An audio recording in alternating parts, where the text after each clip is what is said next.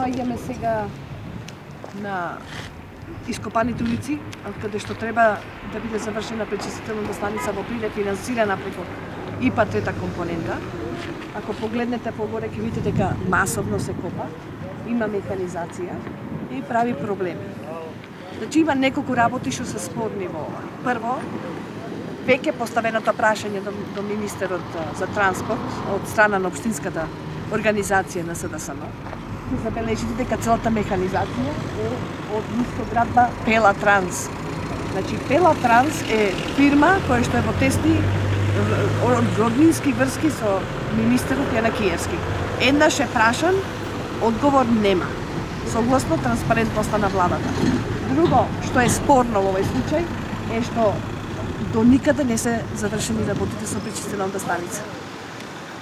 Мора да понапоменам една работа, дека ова се пари од ИПА обезбедени во рамките на оперативната програма 2007-2009. Значи, овие пари не се вечни. Ако веќе не се потрошат, овие пари ќе ги изгубиме. Извесно е дека ќе има проблеми во изведбата, меѓутоа од гледна точка на граѓанина на Прилеп треба да сте загрижени со оглед на фактот дека нешто што сте можеле да го имате во 2007, 2008, евентуално 2009, во 2015 се уште го нема.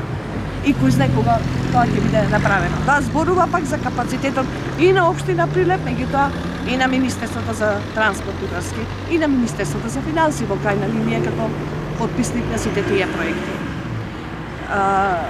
Поучени од сите овие лекции и искористувајќи ги сите можности што Европска унија ги нуди, СДСМ, која ќе дојде на власт, сигурно ќе постапува поинаку.